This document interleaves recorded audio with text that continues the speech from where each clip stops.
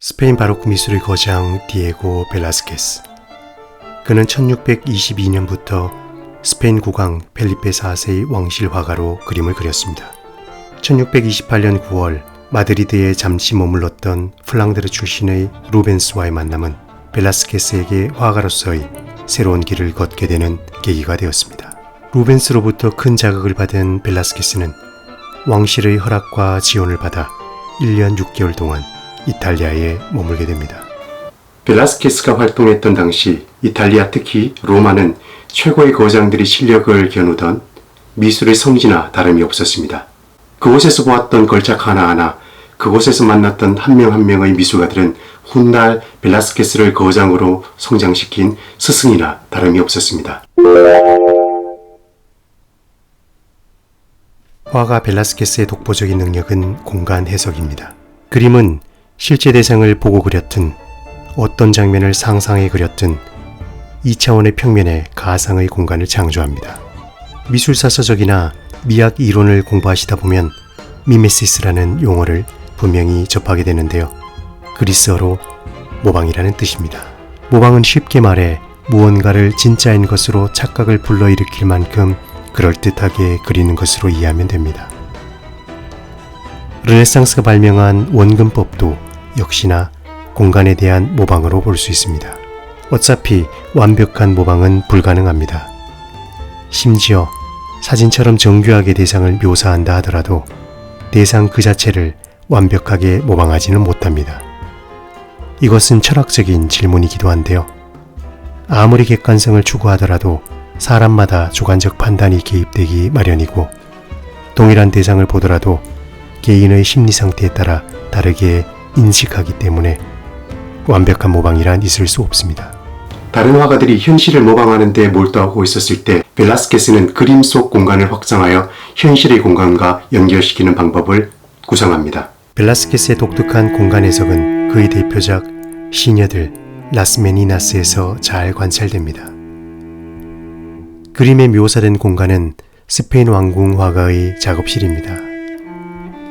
벨라스케스가 커다란 캔버스를 세워두고 그림을 그리고 있는 동안 어린 마그리타 공주가 시녀들과 함께 화가의 작업실에 들어왔습니다. 그런데 공주와 그 일행들이 조금 놀란 듯 보입니다. 화가가 국왕 부부를 모델로 그림을 그리고 있었기 때문입니다. 그런데 그 사실을 어떻게 알 수 있을까요? 바로 후경에 걸려있는 거울에 이들의 모습이 비춰져 있기 때문입니다. 벨라스케스보다 먼저 거울을 이용해 그림 속 공간과 현실의 공간을 연결시킨 화가는 플랑드르의 대가 얀 반 에이크였습니다.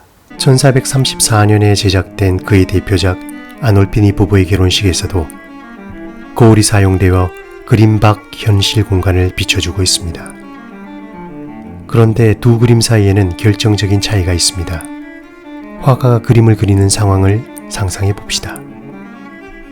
얀 반 에이크는 아놀피니 부부를 앞에 세워두고 그림을 그리고 있지만 직접 모습을 그림에 드러내는 대신 벽에 걸린 작은 거울에 반사되어 보이도록 합니다. 벨라스케스의 그림은 전혀 다른 구성을 보입니다. 세워둔 캔버스 앞에 팔레트와 붓을 손에 든 화가는 화면 밖을 응시하고 있습니다. 화면 밖에는 국왕 부부가 그림의 모델을 서고 있는데 이들의 모습이 벽에 걸린 거울에 비춰져 있습니다. 다시 말해 그림 속 화가는 그림 밖 현실의 공간에 있는 펠리페 4세와 왕비를 그리고 있고, 현실 공간에 자리한 인물의 모습은 거울이라는 장치를 통해 다시금 그림 속 공간으로 들어오는 한층 복잡해진 구성을 보입니다. 그림 속 가상의 공간과 국왕 부부가 위치한 현실의 공간, 그리고 거울을 통해 비춰지는 현실의 공간, 이렇듯 다양한 층위의 공간을 하나의 작품에 묘사한 것이 벨라스케스의 작품에 나타나는 가장 큰 특징입니다. 거울을 이용한 회화적 공간 확장을 경험할 수 있는 벨라스케스의 또 다른 대표작은 런던 내셔널 갤러리가 소장하고 있는 비너스의 단장입니다. 옷을 입지 않은 비너스가 몸매를 고스란히 드러낸 채 등을 보이며 침대에 누워 있습니다. 아름답고 매혹적인, 심지어 관능적이기까지 한 비너스의 모습입니다. 큐피드는 거울을 세워 그녀의 모습을 비춰줍니다. 이 작품은 비너스의 아침 단장이라는 전통적인 모티브를 그리고 있습니다. 베네치아 르네상스 대표 화가 티치아노 그리고 루벤스 역시 비너스의 아침 단장을 주제로 한 작품을 남겼습니다. 세 작품을 비교해보면 모두 나아츠의 비너스가 등장하고 그 모습을 큐피드가 거울로 비춰주고 있다는 공통점이 있습니다. 일반적으로 비너스의 아침 단장을 묘사하는 방법으로 이해해도 좋을 것 같습니다.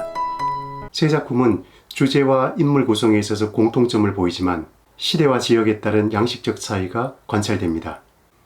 그런데 가장 흥미로운 점은 그림 속 비너스와 그림 밖 감상자 사이에 벌어지는 시선 교환의 방식입니다.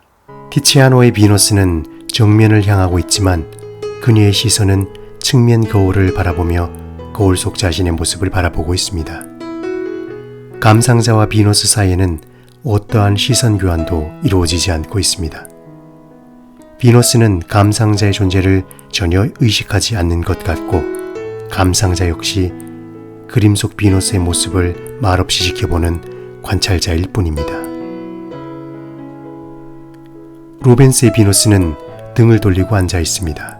흘러내리는 금빛 긴 머리의 촉감이 눈으로 느껴지는 듯합니다. 벨라스케스의 비너스와는 달리 루벤스의 비너스는 자신의 뒤에서 바라보는 감상자의 시선을 충분히 의식하고 있습니다. 비너스의 눈높이를 맞추기 위해 큐피드는 거울을 높이 들고 있으며 각도를 살짝 틀어 어깨 너머 감상자에게 그녀의 얼굴을 보여줍니다.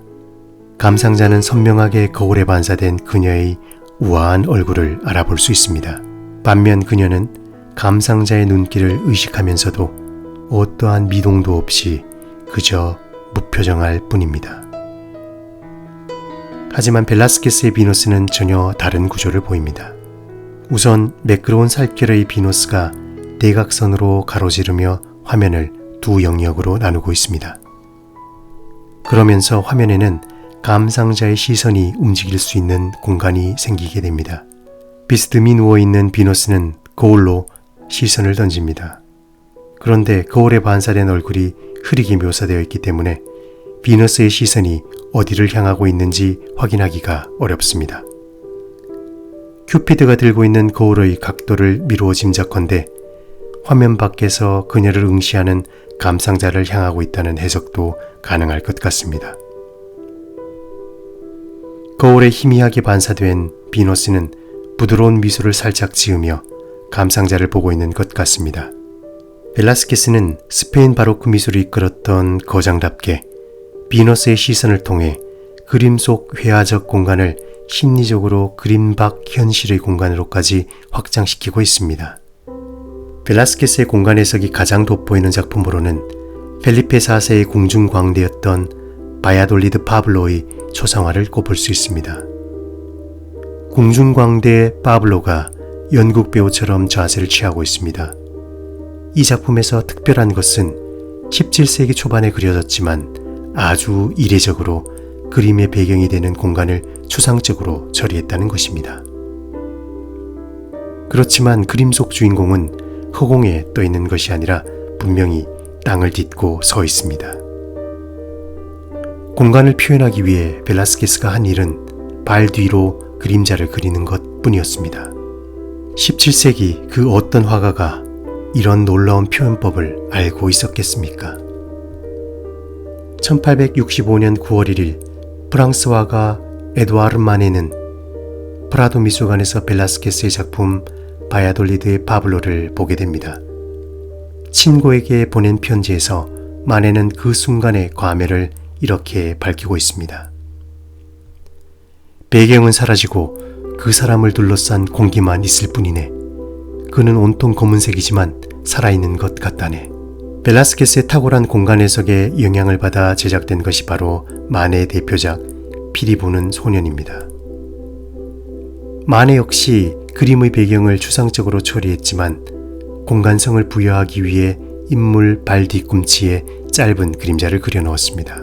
거울을 통한 확장된 공간성을 보여주는 마네의 후기작 폴리 베르제르의 술집 역시 벨라스케스의 공간 해석으로부터 영향을 받아 그려진 것입니다. 벨라스케스 작품에서 나타나는 공간 해석을 살펴보았습니다. 시대를 뛰어넘어 항상 새롭게 읽혀지는 작품을 걸작이라고 부릅니다. 벨라스케스의 작품을 감상하시는 데 조금이라도 도움이 되었기를 바라면서 벨라스케스의 작품들이 또 어떤 작가들에게 영감을 불러일으켜 미학적 생명력을 이어갈지 기대가 됩니다. 시청해 주셔서 고맙습니다.